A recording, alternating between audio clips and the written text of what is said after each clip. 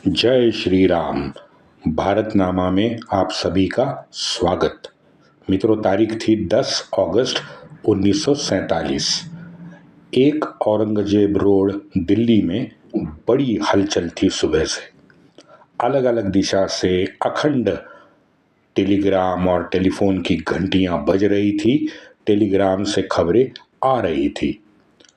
सरदार पटेल के दीवान खाने को जैसे अस्थाई ऑफिस बना रखा था।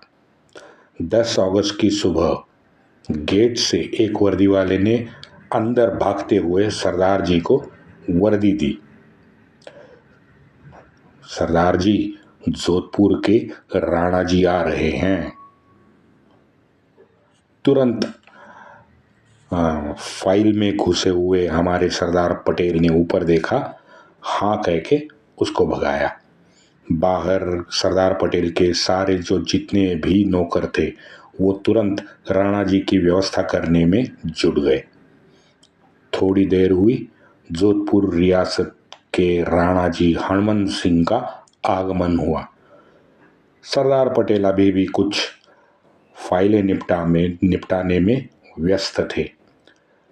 सरदार पटेल के सेक्रेटरी ने उन्हें राणा जी की आने की बात कह दी। सरदार पटेल बाहर पोर्च में आए। सामने जोधपुर की एक आलीशान गाड़ी खड़ी हुई थी। सरदार को देख के राणा जी नीचे उतरे। दोनों में नमस्कार चमत्कार हुआ, यथा योग्य स्वागत हुआ और सरदार पटेल राणा हनुमंत सिंह जी को लेके सीधा दीवान खाने से सटा एक कमरा था, उसमें ले गए। यहाँ वहाँ की कुछ देर बात हो गई, चाय पानी हो गई और मुलाकात शुरू हो गई। सरदार ने सीधा मुद्दे पे हाथ डाला। राणा जी, मैंने सुना है आपकी और माउंट बैटन दोनों की मुलाकात हुई है। क्या विषय बता पाओगे कि चर्चा में आखिर कौन से विषय पे चर्चा हुई? जी बिल्कुल बिल्कुल बिल्कुल, हम दोनों में चर्चा हुई, लेकिन चर्चा में ठोस ऐसा सरदार साहब कुछ नहीं हुआ जो महत्वपूर्ण हो। मैंने सुना है कि माउंट बैटन से पहले आप बैरिस्टर जिन्ना से भी मिले थे और ये भी सुना है कि आपका स्वतंत्र रियासत रखने का विचार अभी भी है। कुछ उस बारे में हमसे बात करना चाहोगे? जोधपुर नरेश तुरंत चौंक गए, क्योंकि बड़े आदब से पूछा गया ये सवाल था, लेकिन सीधा था। लेकिन ये सवाल ऐसे मौके पे पूछना राणा जी को चौंका गया। सरदार पटेल का अपना खुफिया तंत्र बड़ा मजबूत था। ये उसी का परिणाम था कि सरदार जी ने दो टूक राणा जी से प्रश्न पूछा। हाँ सरदार साहब, हाँ बिल्कुल सही सुना है। और वो जिन्ना साहब की इच्छा थी कि हम उनसे मिले। जिन्ना साहब चाहते थे। और 2 मिनट राणा जी, रुक जाओ।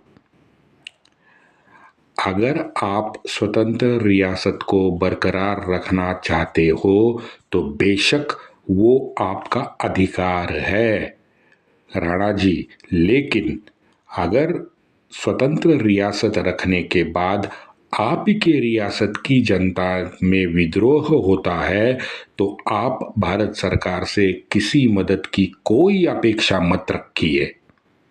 राणा जी, आपको जनता के विरुद्ध मदद करने से हमारी जनता हम पर भरोसा नहीं कर पाएगी। सरदार साहब, ये तय नहीं हुआ है, ये तो एक पर्याय है। अभी तो सिर्फ पर्यायों पे चर्चा हो रही है ना। ये सिर्फ एक पर्याय है कि हम स्वतंत्र रियासत रखना चाहते हैं। और इसी सिलसिले में बैरिस्टर जिन्ना साहब ने हमसे मुलाकात की थी। उन्होंने सरदार साहब हमें बड़ी सहूलियतें देने का आश्वासन दिया है। जिन्ना साहब कह रहे थे जोधपुर कराची रेलवे लाइन हम जोड़ देंगे। लेकिन मेरे मन में ये डर भी है कि अगर जिन्ना साहब जो कहते हैं वैसा अगर नहीं कर पाए तो हमारे व्यापार को बड़ा नुकसान होगा। बात विश्वास की है, दी हुई जुबान की है। राणा जी, भारत सरकार जोधपुर को कच्छ से जोड़ने के लिए कटिबद्ध है और मैंने उसकी सार्वजनिक घोषणा भी कर दी है। आपके व्यापार को रत्ती भर फर्क नहीं पड़ेगा, ये गारंटी भारत सरकार ले रही है। राणा जी, आपके पिता उमेश सिंह जी और हम बहुत बड़े अच्छे मित्र रहे हैं।